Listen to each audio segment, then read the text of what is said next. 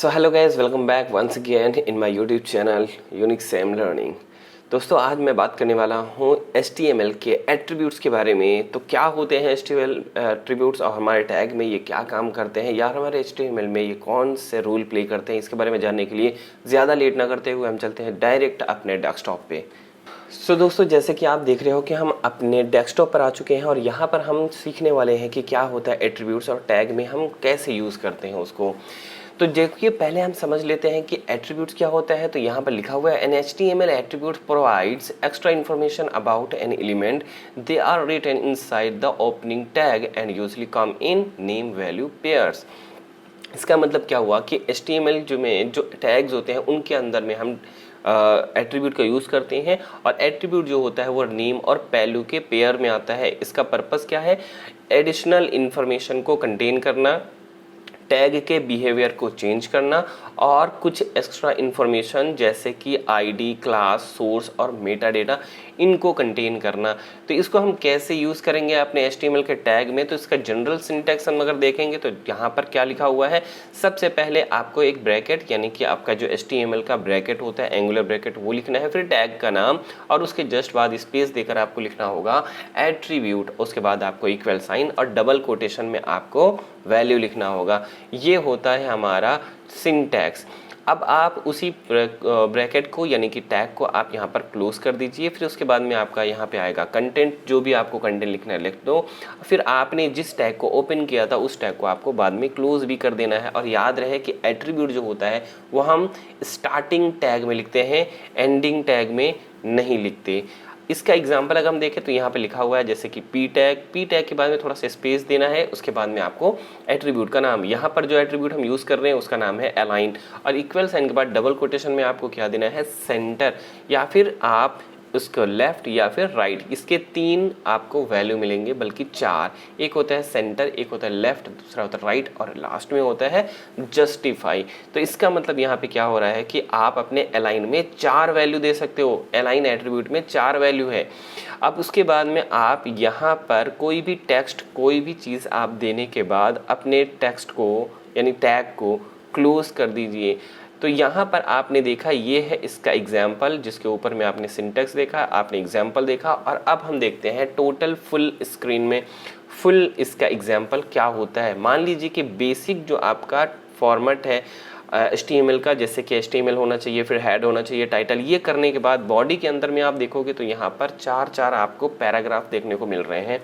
और हर पैराग्राफ में आप देख रहे हो यहाँ पर क्या लिखा हुआ है, पी टैग है, उसके बाद में अलाइन एट्रीब्यूट है, उसके बाद में आपका लेफ्ट, सेंटर, राइट और एक बार और सेंटर यहाँ पे लिख दिया गया है। और ये है H1 टैग, यानी कि जो अलाइन एट्रीब्यूट है ये है कॉमन भी है और ये कुछ जगह पर स्पेसिफिक है। यानी H1 के अंदर में भी आप अलाइन एट्रीब्यूट का यूज़ कर सकते हो, लेकिन इसका मतलब नहीं है कि हर एक एट्रीब्यूट हर टैग के अंदर में काम कर सकता है। नो, ऐसा नहीं है, कुछ स्पेसिफिक होता है। हम ये भी देखेंगे कि कौन कौन से टैग कॉमन है और कौन से स्पेसिफिक हैं। एग्जाम्पल के लिए यहाँ पर मैं बता दे रहा हूँ कि जो कॉमन टैग है जैसे कि ID, क्लास एंड सोर्स, इस तरह के कॉमन है जिनका आप यूज़ कहीं पर भी किसी भी टैग में कर सकते हो, लेकिन और बाकी जगह इसका यूज़ नहीं हो सकता। वैसे ही अलाइन टैग जो है ये यूज़ हो सकता है पी टैग के अंदर में। H1, H2, H3 जो भी हमने बेसिक टैग सीखे थे उनमें इनका यूज़ हो सकता है। और कहाँ कहाँ पर इसका यूज़ होगा और कौन कौन से एट्रीब्यूट हैं, कैसे इनका काम होगा, इनको हम आगे चल के प्रैक्टिकल में देखते हैं। तो जल्दी से हम एक बार और स्लाइड में देख लेते हैं कि नेक्स्ट हमारे पास में और कौन कौन से एट्रीब्यूट्स हैं। तो यहाँ पर आप देख रहे हो बहुत सारे एट्रीब्यूट्स हैं, एट्रीब्यूट्स का नाम लिखा हुआ है। मैंने इसको बहुत ही सिंप्लीफाई बना दिया है आपके लिए, ताकि आप बहुत अच्छे से सीख पाओ कि एट्रीब्यूट्स के कौन कौन से यहाँ पर नेम्स हैं। मैंने सब कुछ कैटेगराइज कर दिया है, आपको बिल्कुल भी परेशान होने की ज़रूरत नहीं है। पहला है क्लास, दूसरा है ID, उसके बाद है स्टाइल, टाइटल, लैंग और हिडन कंट्रोल्स। ये सारे के सारे एट्रीब्यूट हैं और ये कहाँ यूज़ होते हैं मैं ये भी बता दे रहा हूँ। पहले कि आप देखियो, जो क्लास है ये ग्लोबल, यानी कहीं पर भी यूज़ कर सकते हो, किसी भी टैग में इसका यूज़ हो सकता है। ID भी ग्लोबल है, स्टाइल भी ग्लोबल है और टाइटल भी ग्लोबल है। यहाँ पर अभी तक आपने देखा ये हिडन तक ये सब के सब ग्लोबल है, यानी कि हर एक एट्रीब्यूट में आप हर एक टैग में इन एट्रीब्यूट का आप यूज़ कर सकते हो।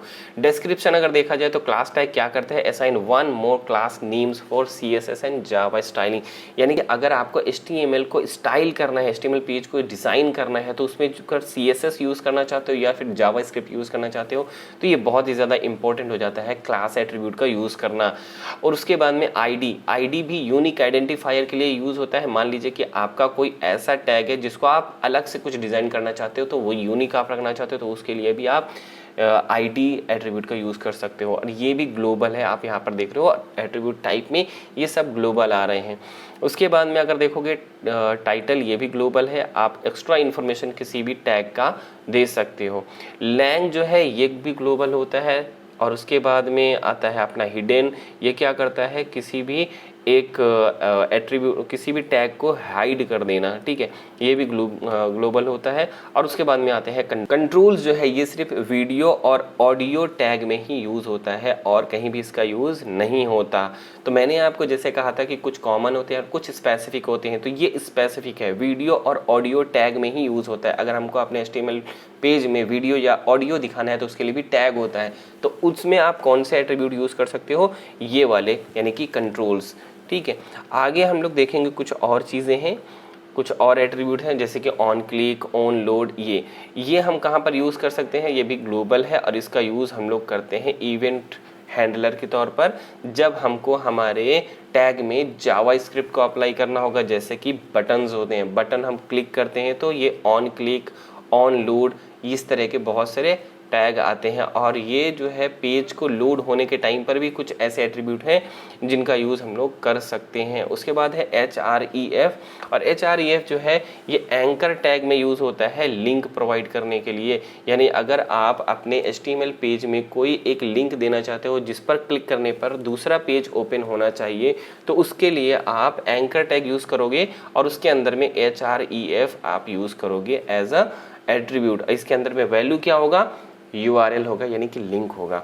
उसके बाद में है SRC, जो यूज़ होता है इमेज टैग, स्क्रिप्ट टैग, आई फ्रेम, ऑडियो और वीडियो, इतने सारे टैग के अंदर में SRC यूज़ होता है। इसका मतलब ये भी स्पेसिफिक टैग है। आगे हम देखेंगे अल्ट, ये इमेज टैग के अंदर में यूज़ होता है। टाइप जो है वो यूज़ होता है इनपुट बटन्स के लिए और स्क्रिप्ट के लिए और स्टाइल के लिए। नेम एट्रीब्यूट यूज़ होता है इनपुट, फ्रॉम, फॉर्म, सेलेक्ट और ए टेक्स्ट एरिया, ये कुछ टैग हैं, इनमें ये नेम यूज़ होता है। उसके बाद में है वैल्यू, ये वैल्यू वाला जो है ये कहाँ पे यूज़ होता है, इनपुट, ऑप्शन और बटन्स में यूज़ होता है। आगे चल के हम ये सारे टैग कहाँ पर यूज़ होते हैं, कैसे यूज़ होते हैं और उसके अंदर में कौन सा एट्रीब्यूट स्पेसिफिक है, कौन सा एट्रीब्यूट कहाँ होगा और उसके अंदर में कौन से वैल्यू देंगे, ये हम सब प्रैक्टिकल में सीखने वाले हैं। फिर आगे हम अगर चलें तो यहाँ पर हम देख सकते हैं कि एट्रीब्यूट कुछ और भी हैं, placeholder, check, disabled, required, colspan और उसके साथ rowspan, cell spacing, cell padding, align, autoplay, बहुत सारे HTML के एट्रीब्यूट्स आने वाले हैं। तो हम इनको प्रैक्टिकल में देखेंगे, तो ज़्यादा लेट ना करते हुए हम डायरेक्ट चलते हैं प्रैक्टिकल की तरफ, यानी कि हम ओपन करते हैं अपने VS कोड को। तो सबसे पहले हमको जाना है अपने VS कोड में, यहाँ पे हम सर्च कर लेंगे। अगर आपको सामने नहीं दिख रहा है तो ये है VS कोड जो कि ओपन हो चुका है। और हम पिछली बार बहुत सारे प्रोग्राम किए थे फॉर्मेटिंग टैग से रिलेटेड, जिसने उस वीडियो को नहीं देखा तो मैं रिकमेंड करूंगा तो पहले आप जाके उस वीडियो को देख लो। और फोल्डर कैसे बनाना है, फाइल कैसे बनाना है, ये भी मैंने ऑलरेडी डिस्कस कर दिया है। तो हमारा ये HTML ट्यूटोरियल नाम का ऑलरेडी पहले से ही फोल्डर ओपन है। उसी फोल्डर में हम एक और फाइल क्रिएट करेंगे, राइट क्लिक करेंगे, न्यू क्लिक करेंगे और यहाँ पर हम, क्योंकि हमारा टॉपिक है आज का एट्रीब्यूट, तो हम अपने फाइल का नाम रखेंगे attributes.html। देख सकते हो गाइस कि हमारा एक HTML का जो फाइल है वो क्रिएट हो चुका है जिसका नाम है एट्रीब्यूट्स। तो हम यहाँ पर क्या करेंगे, फट से हम HTML का टैग लिखना स्टार्ट कर देंगे। हमको हमारा बेसिक जो स्ट्रक्चर है उसको मेंटेन करना है। तो HTML, उसके बाद में हम हेड, और हेड के अंदर में हम लिखेंगे टाइटल, और इस टाइटल में हम वही टाइटल देंगे जो हमारा टॉपिक है, यानी कि एट्रीब्यूट। Very good. अब उसके बाद में हम आ जाते हैं बॉडी के अंदर में, और यहाँ पर हम बॉडी टैग के अंदर में भी एक लिख लेते हैं H1 टैग, और यहाँ पर हम इस टैग में लिखने वाले हैं क्या, एट्रीब्यूट्स। अब इसको हम कर देते हैं सेव। अगर आपको सही से नहीं दिख रहा है तो हम इसका थोड़ा सा साइज इंक्रीज कर लेंगे। बहुत बढ़िया। और इस फाइल को हम थोड़ी देर के लिए क्लोज कर देते हैं। यहाँ पर अगर हम राइट क्लिक करेंगे, शो प्रीव्यू करेंगे, तो ये आप देख सकते हो इसका एट्रीब्यूट्स जो है वो दिख रहा है एज अ हेडिंग, जो कि मैंने यहाँ पर बॉडी के अंदर में लिखा है, और इसका टाइटल यहाँ पे शो कर रहा है। और जिन लोगों को ये नहीं पता है कि लाइव प्रीव्यू क्या होता है, जैसे कि अभी मैंने आपको राइट क्लिक किया और शो प्रीव्यू पर क्लिक किया, बहुत सारे लोगों को ये ऑप्शन नहीं आएगा। इसको आप जानने के लिए आप यहाँ पर जो एक्सटेंशन वाला जो ऑप्शन है इस पर क्लिक करके लाइव प्रीव्यू को आप इंस्टॉल कर लोगे। उसके बाद अपने इसी कोड का आउटपुट आप इसी IDE पर यानी VS कोड में राइट क्लिक करके शो प्रीव्यू पर क्लिक करके आप देख सकते हो। तो हम यहाँ पर बात करेंगे पैराग्राफ के बारे में। पैराग्राफ में हमने जैसे देखा, दिस इज माय पैराग्राफ, ये मैंने बहुत ही घटिया लिख दिया है, पैराग्राफ। बहुत बढ़िया। अब उसके बाद में हम देख सकते हैं कि यहाँ पर जो हमारे आउटपुट आ रहा है पैराग्राफ का, जो पी टैग है उसका जो आउटपुट आ रहा है यहाँ पे आ रहा है। मुझे इस टोटल टेक्स्ट को मुझे सेंटर में दिखाना है। सेंटर में दिखाने के लिए हम अपने स्टार्टिंग वाला जो हमारा टैग है वहाँ पर हम क्लिक करेंगे, थोड़ा स्पेस देंगे और यहाँ पर हम एट्रीब्यूट लिखेंगे। तो हमको अगर सेंटर करना है तो उसके लिए कौन सा एट्रीब्यूट है, आपने याद कर लिया होगा, अलाइन एट्रीब्यूट। तो यहाँ पर हम लिखेंगे अलाइन। तो ये मैं अलाइन जब लिखता हूँ उसके बाद में आपको इक्वल साइन और डबल कोटेशन, यहाँ पर हमको वैल्यू दे देना है। सेंटर करने के लिए वैल्यू होता है सेंटर। तो आप देख रहे हो कि हमारा बहुत ही अच्छे से ये वैल्यू जो है जो मैंने यूज़ किया है सेंटर, उसकी वजह से हमारे पी टैग के अंदर में जो टेक्स्ट था वो हो गया सेंटर। तो इसी तरह से और भी हमारे पास में क्या है, बिल्कुल है। थोड़ा सा इसको छोटा कर देता हूँ, इसको थोड़ा सा हम साइड कर देते हैं ताकि मैं भी अच्छे से आपको समझा पाऊँ। यहाँ पर होता है पी, एक और लिख लेते हैं पी, और यहाँ पर हम लिख लेते हैं वापस वही, दिस इज माय लेफ्ट तो ऑलरेडी हो गया है, मैं इसको कर देता हूँ राइट, RIGHT, राइट टेक्स्ट। मैंने अगर ऐसे कर दिया और मुझे इस टेक्स्ट को राइट में दिखाना है तो उसके लिए हम क्या करेंगे, हम स्पेस देंगे थोड़ा सा, यहाँ पे लिखेंगे अलाइन। आपको एट्रीब्यूट हमेशा याद रखना है कि स्टार्टिंग जो टैग होगा हमारा वहीं पर लिखेंगे स्पेस थोड़ा सा देने के बाद। अगर यहाँ पर हम ऐसे लिख देते हैं, स्पेस नहीं देते हैं, तो ये हमारा नहीं होगा। आगे चलते हैं और यहाँ पर हम टाइप करेंगे RIGHT, राइट। तो हम देख सकते हैं कि जैसा हमारा आउटपुट है, हमारा ये टेक्स्ट जो है ये राइट की तरफ आ रहा है और सेंटर वाला जो है वो सेंटर में आ रहा है। अगर मुझे लेफ़्ट को शो करना है तो फिर क्या करना पड़ेगा, इसी को मैं कॉपी करके नीचे में पेस्ट कर देता हूँ और इसको मैं बदल कर देता हूँ लेफ़्ट। अगर हम लेफ़्ट नहीं करते हैं तो बाय डिफ़ॉल्ट ये क्या आएगा, लेफ़्ट ही आएगा। तो आप देख रहे हो जैसा कि गाइस कि यहाँ पर हो क्या रहा है कि हमारा जो टैग है पी, हमने 3 टैग लिए हैं और एक टैग का पहला जो टैग है हमारा पी, उसको मैंने सेंटर अलाइन किया है, दूसरे को मैंने राइट अलाइन किया है और उसके बाद में हमने लास्ट वाले को लेफ्ट अलाइन किया है। सेम वैसे ही एक और होता है जिसको हम कहते हैं जस्टिफाई। जस्टिफाई आप जानते हो कि अगर हमारे पास में मल्टीपल लाइन का कोई एक पैराग्राफ है तो उसको हम दोनों साइड सेम इक्वल अलाइन अगर करना चाहते हैं, हमारा टेक्स्ट आगे पीछे नहीं होना चाहिए, हमारा लाइन दोनों तरफ का एकदम इक्वल साइज का होना चाहिए, तब हम जस्टिफाई यूज़ करते हैं। तो उसके लिए हमको करना क्या है, एक और हम यहाँ पर ले लेते हैं, ये हो गया हमारा, इसको हम कर देते हैं जस्टिफाई। जस्टिफाई करने पर अभी तो हमको कुछ भी नहीं दिख रहा है क्योंकि हमारा टेक्स्ट जो है बहुत कम है। तो ये सारे से अपने जो अभी तक मैंने आपको बताया है कि कौन कौन से आप एट्रीब्यूट का यूज़ कर सकते हो, और ये आपका एट्रीब्यूट जो है वो अलाइन वाला है, आपने इसको यूज़ कर लिया। और भी ऐसे कुछ स्पेसिफिक एट्रीब्यूट हैं जिनके बारे में बताना चाहता हूँ जो कि सिर्फ और सिर्फ बॉडी में यूज़ होते हैं। तो चलो हम देखते हैं कहाँ कहाँ पर ये यूज़ होता है। सबसे पहले हम जो बॉडी टैग में जाएंगे वहाँ स्पेस देंगे और वहाँ पर हम लिखेंगे BG कलर।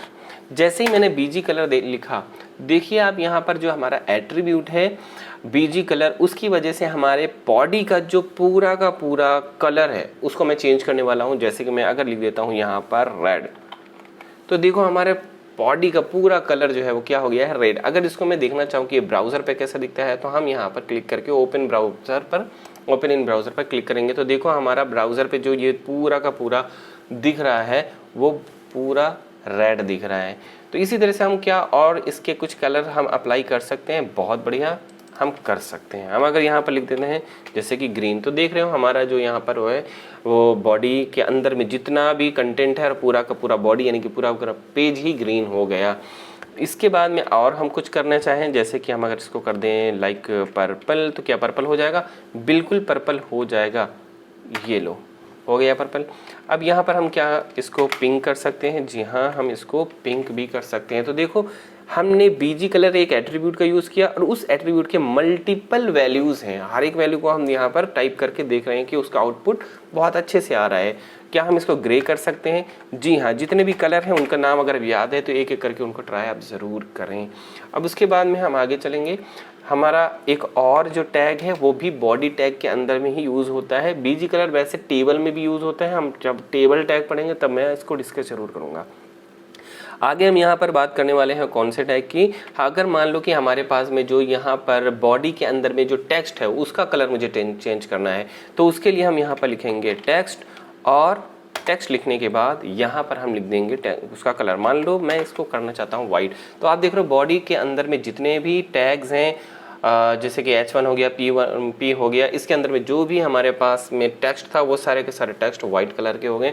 क्या दूसरा और कोई कलर हम कर सकते हैं? जी हाँ कर सकते हैं। हम इसको रेड भी कर सकते हैं और भी कुछ कलर हम देना चाहें तो वो भी दे सकते हैं। फिलहाल वाइट जो है वो ज़्यादा अच्छा दिख रहा है। इसके बाद में बॉडी टैग के अंदर में यूज़ होने वाला एक और एट्रीब्यूट है, उसका यूज़ हम लोग करेंगे जिसका नाम है टॉप मार्जिन।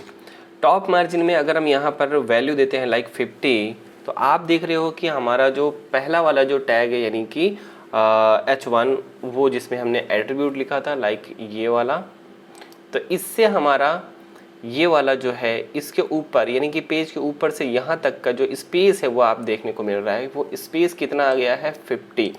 यानी ये जो वैल्यू हम देंगे उसके हिसाब से यहाँ पर मार्जिन जो है वो यानी स्पेस जो है वो क्रिएट होगा। अगर मैं यहाँ पर कर देता हूँ 100, तो आप देख रहे हो यहाँ पर कितना ज़्यादा स्पेस हमको मिल गया। जिस तरह से टॉप मार्जिन होता है वैसे ही होता है लेफ़्ट मार्जिन, तो उसको भी मैं यहाँ पर आपको दिखाना चाहता हूँ। लेफ़्ट मार्जिन लिखने के बाद यहाँ पर आप वही सेम वैल्यू आप देते हो लाइक 50 या फिर 100 या 200, तो आपको उसी हिसाब से यहाँ पर लेफ़्ट से और टॉप से आपको मार्जिन मिल जाएगा। क्या राइट और बॉटम भी होता है? नहीं होता। तो ये हमारे लिए बहुत अच्छे हैं। इसमें और भी यूज़ होते हैं, बहुत सारे यूज़ होने वाले एट्रीब्यूट हैं, उनका भी यूज़ हम लोग देखेंगे। मान लो अगर हम यहाँ पर करते हैं लिंक, एक लिंक नाम का हमारे पास में एट्रीब्यूट होता है। हम लोग जब लिंक के बारे में, एंकर टैग के बारे में पढ़ेंगे तब इसका यूज़ बहुत होता है। लिंक का अगर यानी कि हमारे पेज में अगर कोई भी लिंक है, उस लिंक का कलर मुझे अगर आप चेंज करना चाहते हो तो कैसे होगा उसके बारे में यहाँ पर हम लोग डिस्कस करेंगे, ठीक है। तो अगर मान लो मेरा लिंक कोई मेरा पेज है, उस पेज में मुझे एक कोई लिंक डालना है, उसका कलर मुझे चेंज करना है। माई कलर कर देता हूँ रेड। तो अगर यहाँ पर हमारे पास में कोई भी एक लिंक होता तो उसका कलर रेड होता। चलो हम देख ही लेते हैं। लिंक देने के लिए आपको एंकर टैग का यूज़ करना पड़ता है और वो होता है ए को हम एंकर टैग कहते हैं। और इसमें आप देख रहे हो जैसे मैंने ए टाइप किया, एंटर किया, वैसे HREF ऑटोमेटिक जो हमारा एट्रीब्यूट है वो लिख गया। लेकिन आप याद रखो कि एंकर टैग यानी ए अगर हम कभी भी यूज़ करते हैं तो HREF हम यूज़ करते ही करते हैं, क्योंकि उसके बिना उसका कोई वैल्यू ही नहीं है, कुछ काम ही नहीं आएगा। तो हम मान लो यहाँ पर एक वेबसाइट ओपन करना चाहते हैं और उसका नाम है YOUTUBE, हाँ यूट्यूब। आगे हम यहाँ पर उसी यूट्यूब का लिंक दे देंगे। लाइक यहाँ पर क्या मैंने दे दिया https://www.youtube.com, ये मैंने दे दिया। तो यहाँ पर आप देख रहे हो पेज पर हमारा आउटपुट आ रहा है। ये मैंने जो यहाँ पर लिखा है टैग के इनसाइड यानी अंदर में यानी यूट्यूब, सिर्फ वही शो कर रहा है, लिंक शो नहीं कर रहा है। यहाँ पर जो लिखा है ये शो नहीं कर रहा है। क्यों? क्योंकि हमने इसको HREF के अंदर दिया है। तो जब मैं इस पर क्लिक करूँगा, जब मैं टेक्स्ट पर क्लिक करूँगा तो हमारा यूट्यूब वाला जो ये वाला जो हमारा लिंक है ये ओपन हो जाएगा ब्राउज़र पे। तो इसको हम करते हैं सेव, और यहाँ पर हम क्लिक नहीं करेंगे क्योंकि ये सिर्फ आउटपुट को देखने के लिए है। तो हमारा जो फोल्डर है HTML ट्यूटोरियल का, उस फोल्डर में हमको पहले जाना है। हम जाएंगे अपने फोल्डर में, इसको हम यहाँ से क्लोज कर देंगे, इसको मिनिमाइज़ कर दे रहे हैं, और हम जाएंगे फोल्डर पे। फोल्डर हमारा कहाँ है? HTML ट्यूटोरियल का फोल्डर ये रहा। इसको हम ओपन करेंगे यहाँ पर। तो देखो हमारा एट्रीब्यूट वाला जो फाइल है वो यहाँ पर है, इसको हम ओपन करेंगे। तो देखो ब्राउज़र पर ये ओपन हुआ और यहाँ पर लिखा हुआ है यहाँ पर लिखा हुआ है यूट्यूब। तो जैसे मैं इस पर क्लिक करूँगा तो आप देख रहे हो कि यूट्यूब वाला जो पेज है वो ओपन हो चुका है, और मैं यहाँ इंटरनेट से कनेक्ट नहीं हूँ, इस वजह से ये वीडियो का पूरा शो नहीं हो रहा है। तो इसको मैं करता हूँ वापस से बैक, और यहाँ पर आप देख रहे हो कि जैसे ही मैंने उसको क्लिक किया तो यहाँ पर इसका जो कलर है वापस से चेंज होकर ब्लू हो गया। यानी अगर आप किसी भी लिंक पर क्लिक करते हो और उसके बाद में उसको रिमेंबर करने के लिए कोई कलर देना चाहते हो तो वो भी आप दे सकते हो, और उस कलर को देने के लिए आप यहीं पर बॉडी के अंदर में ही जहाँ पे आपने लिखा था लिंक, वहीं पर आप लिख सकते हो भी लिंक। ये क्या करता है? ये आपको बताता है कि कौन सा आपने, मान लो कि मैं चाहता हूँ कि जिस भी लिंक पर मैंने क्लिक किया है उसका कलर हो जाए येलो, उसका कलर हो जाएगा येलो। अब मैं इसको सेव करता हूँ, क्योंकि हमने YouTube पर ऑलरेडी क्लिक कर चुका है। तो अब हम दूसरे लिंक को यहाँ से हम क्रिएट करेंगे और यहाँ पर इसको पेस्ट करेंगे। अब यहाँ पर आप देख रहे हो, इसको मैं चेंज कर देता हूँ गूगल। मैंने यहाँ पर लिख दिया है गूगल। अब इस लिंक पर मैं जैसे ही क्लिक करूँगा और ये जो YouTube लिखा है इसको मैं कर देता हूँ गूगल। आप देख पा रहे हो कि साइड में हमारे पास में ये आ गया है आउटपुट गूगल का। इसको हम सेव करेंगे। ब्राउज़र हमारा ऑलरेडी ओपन है पहले से ही, और मैं उसी ब्राउज़र पे जाकर यहाँ पर रिफ़्रेश करूँगा तो देखो हमारे पास में एक और आ गया है गूगल। मैंने आपको बताया था कि जैसे ही हम किसी भी लिंक पर क्लिक करेंगे तो उसका कलर चेंज हो जाना चाहिए, और वो कलर मैंने ऑलरेडी दिया है येलो। तो देखो हम यूट्यूब पर जा चुके हैं, इस वजह से वो येलो आ रहा है, लेकिन गूगल पर नहीं गए हैं इसलिए वो क्या आ रहा है, ये आ रहा है रेड। अगर इस पर मैं क्लिक करता हूँ और उसके बाद, क्योंकि मैं इंटरनेट से कनेक्ट नहीं हूँ इस वजह से यहाँ पर गूगल नहीं आया, अगर इंटरनेट से कनेक्ट होते तो गूगल आ जाता। लेकिन वापस अगर हम बैक करेंगे तो अगर हमारा ये लिंक लोड हो चुका होता, क्योंकि मैं इंटरनेट से कनेक्ट नहीं हूँ इस वजह से ये आपका एज इट इज़ रेड है। लेकिन अगर मैं यहाँ पर इंटरनेट से कनेक्ट होता तो ये येलो हो गया होता अभी तक। तो ये क्यों है? क्योंकि मैं उससे पहले इंटरनेट से कनेक्ट था, इस वजह से वो पेज पहले से ही लोड हो चुका था। इसीलिए यूट्यूब पर जब मैंने क्लिक किया तो यूट्यूब ये इतना आ रहा है। तो इस वजह से, क्योंकि ये लोड हो पा रहा है, इस वजह से ये येलो दिख रहा है। अगर ये भी लोड हो पाता पेज तो हमारा ये लिंक वाला जो है इसको भी हम क्या कर सकते थे, येलो दिखा सकते थे। अब इतने सारे टैग हमने देख लिए तो हमको बहुत सारी चीज़ें क्लियर हो चुकी होंगी कि क्या होता है टैग, और कैसे इन टैग के अंदर में होने वाले जो एट्रीब्यूट्स हैं वो कैसे हमारे टैग के बिहेवियर को चेंज कर देते हैं। तो बहुत सारी चीज़ें हमने सीखी, और भी बहुत सारे टैग्स हैं। हर टैग हम आगे आने वाली वीडियोस में बहुत अच्छे से हम सीखेंगे कि कौन कौन से हमारे पास में टैग है, इनका यूज़ हम लोग कहाँ कहाँ पर कर सकते हैं, और उनके अंदर में कौन कौन से हम एट्रीब्यूट का यूज़ करेंगे। तो सारे एट्रीब्यूट्स, क्योंकि एट्रीब्यूट बहुत सारे हैं तो एक ही वीडियो में कवर कर पाना बहुत ही ज़्यादा मुश्किल है। तो आने वाली वीडियोस में जब हम टैग्स के बारे में और पढ़ेंगे, जैसे कि हमारे पास में अभी लिस्ट आने वाला है, फिर हमको पढ़ना है टेबल, उसके बाद हमको पढ़ना है फॉर्म्स, और भी बहुत सारे हैं। फिर HTML5 के भी बहुत सारे टैग्स हैं, उनके अंदर में बहुत सारे एट्रीब्यूट यूज़ होते हैं। तो आगे एक एक करके जब हम टैग के बारे में पढ़ेंगे तो उसके अंदर में यूज़ होने वाला जो एट्रीब्यूट है उनके बारे में भी हम पढ़ेंगे, और उनके अंदर में जो वैल्यूज़ होते हैं उसके बारे में भी हम पढ़ेंगे। तो कैसा लगा हमारा ये वीडियो आप लोग कमेंट कर ज़रूर बताएं, और शेयर करना ना भूलें। तो मिलते हैं अगली वीडियो में, तब तक के लिए बाय बाय।